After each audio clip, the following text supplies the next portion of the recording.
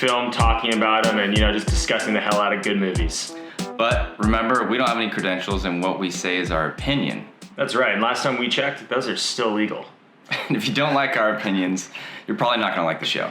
But remember, we want to know what you think. So check out the show, leave us a comment, let us know what kind of films you like, and that's pretty much it. Yeah. Cool. Well, let's get into it. All right. What's our first movie, Joey?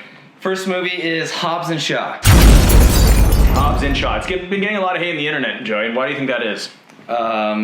Because it's based off of the Fast and Furious franchise, which is kind of just big, dumb action, not the greatest story. We talked about that, just kind of speculating whether or not the Fast and Furious franchise may have actually hurt the film. Yeah, you mentioned that. We wonder, if it was just Hobbes and Shaw where The Rock and our boy... Jason Statham show up and just have a dandy old time on screen. Would that have done better? We don't know. Let us know what you think. What were the takeaways from that film?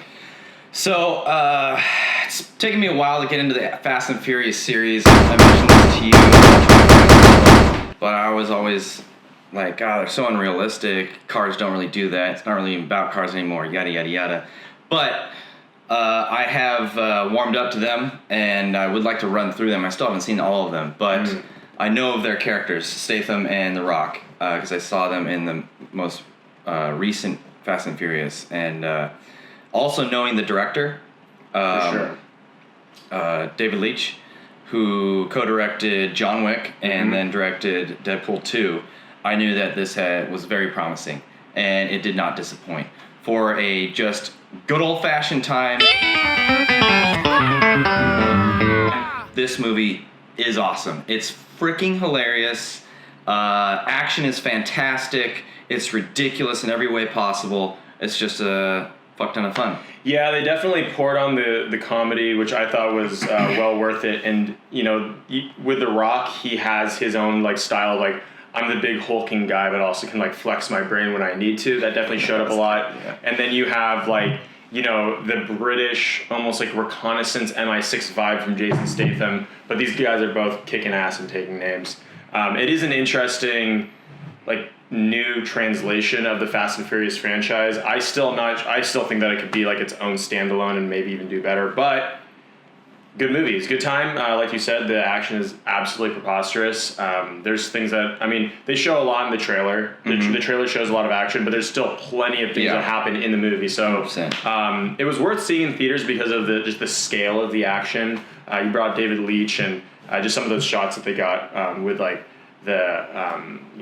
action shots, the helicopter pans. They didn't spare any details. That was really cool. Yeah. Yeah. I'd say, definitely there are just absolutely ridiculous moments. No spoilers, guys. That you're just like, oh my God, no way. But that's the type of movie it is. It's totally that type of movie. They've got the babes, they've got the guns, they've got the tricks, the crashes, they've got the motorcycles, technology. The tech was hot. It was some hot tech. Yeah. Great bad guy, Idris Elba coming through. Awesome. Great role. Loved it.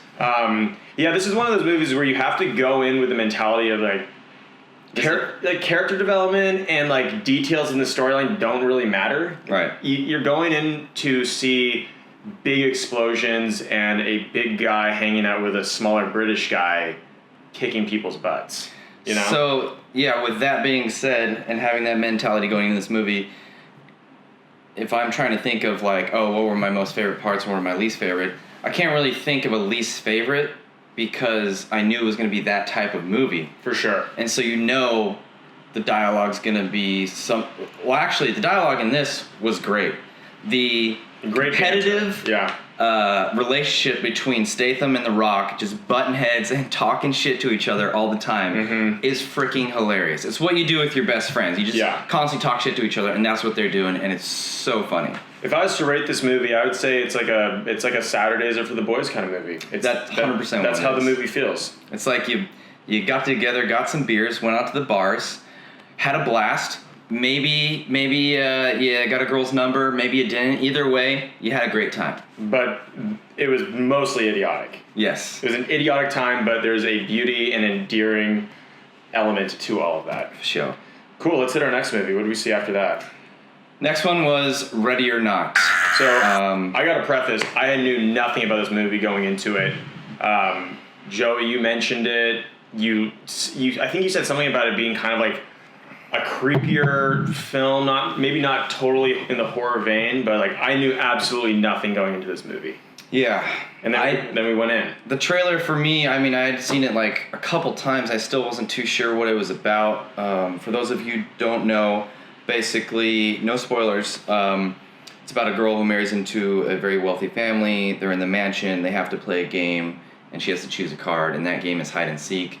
And that's all you really know, but you see that there's a lot of graphic violence in this movie, and then that she is the focus of it, basically. Yeah. So there are elements of it felt like Get Out to me, kind of like this new, this kind of modern take on like thriller horror, where it's not just like a slasher necessarily. Like they're trying to put a little bit of like a clever spin on a movie. It's not like, you're not just sitting down to a movie where the family moves into the house and weird things start happening, and then by the end, the last 15 minutes, there's just batshit crazy demon things coming through the walls, and it's not that kind of movie. It definitely wasn't. I wouldn't consider this a horror movie whatsoever. No. There were elements of it that kind of felt scary, but definitely a little bit more of a thriller. But also, I mean, a lot of blood. A fucking ton of blood. Yeah, it definitely was. And like scary levels of blood. We may be venturing into spoilers here, just FYI, because in order to describe our likes and dislikes of this movie, it's kind of get involved there. But I definitely, yeah, you're right. It's definitely a thriller movie. It's not a horror, and I thought it was going to be more of a horror. For sure. And I still enjoyed this movie, but at the end of it all, I do have some complaints, and the main thing is that it kind of leaves you unsatisfied, at least for me, because the premise of this movie is they pick this game hide and seek. She has to hide, and the family has to kill her before dawn. We don't know why before dawn, but that's basically what goes on. That's the entirety of the right. movie, essentially. And you see this girl, this female character, the lead, obviously put in a situation where it's horrifying, and she has to escape and all this stuff, and then at some point, like, she's put through all this shit, she's hurt, she's, cut, all this stuff. At some point, you're like, okay, when is she gonna turn around and become a badass and just fucking kill everyone? Yeah. Everyone. Just like, that's the expectations I had, and I guess it was my own fault, but it kind of seemed like that. And she never really did. And the best way I could describe it is it was still fun. She never had a Kill Bill moment. And the ending of the movie kind of made up for that with what happens to the family, which was funny. Yeah, it was like the ending was the truest reminder that this movie doesn't take itself seriously. Right. Which was kind of, I think, to me, because I had a similar expectation as the movie progressed, and I think that the way it ended, it shows you that your expectations are based on a different type of movie. Right. And then the way the movie ends is like, dude, we're just having a silly goose time here. We're not trying to take ourselves too seriously. Like, this is because there's some really goofy things that happened. Like, they definitely intended for it to have some laughs amongst the gore and the slightly which I did not expect. Yeah. And that kind of threw me off as well. And it wouldn't have thrown me off as much if the jokes landed, but some of them didn't. I'd say 50% didn't land, and the other 50% were funny. I would say for me about 65% of them landed. Well, I would say 49%. Weird number to choose, Joey. If I was to rate this movie, it feels like you're taking Get Out, Carrie, and the board game Clue and putting them together, and that's about it for me. Okay, my rating's a little bit more crass. My rating would be like, you're having a good time with girl, you're making out and stuff like that. Maybe you get to second base, Wow. But you never really get to home, right? So it was fun, but like I said, it leaves you a bit unsatisfied.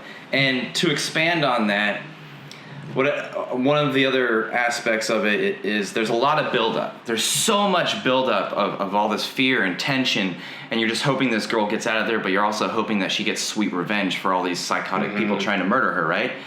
There's all this buildup with no release, whereas counterpart to that would be Once Upon a Time in Hollywood, where there's all this buildup, no spoilers, all this buildup, and at the end, you get that sweet frickin' release. Like, oh my gosh, it's so good. But they don't have that in this. I think Joey's projecting from a failed date, but that's fine. Anyway, Hobbes and Shaw, Ready or Not, both pretty neat movies. Hobbes and Shaw for me was maybe a theater movie. I don't know about Ready or Not. Ready or Not to me almost felt like a Netflix movie. Definitely don't need to see it in theaters. Yeah. Definitely worth watching. It could be like a fun first date movie. Throw on Ready or Not. You sure about that? Sounds kind of terrifying. Like, let me just lock the doors here. We're gonna watch a good movie. Anyway, that's it for us, folks. Wanna play a game? Hope you guys enjoyed our thoughts on Hobbes and Shaw and Ready or Not. Again, if you have any thoughts or feedback, let us know. Drop a comment, shoot us a DM. We're going to be doing these as often as we possibly can. We're going to be talking about new movies. We're going to be talking about old movies, some classics that we love. Just covering as many details as we can about just really the film industry as it is. And remember, we don't know what the fuck we're talking about. We just really enjoy this. Also, if you want us to talk about something, leave it in the comments. Let us know. Yeah, obviously, sure. We're not going to talk about things that you might want us to, because it's just... Yeah, we'll make the decision, but this is a two-way street. There's definitely going to be some comments in there. Yeah. Cool. All right. Bye. Bye.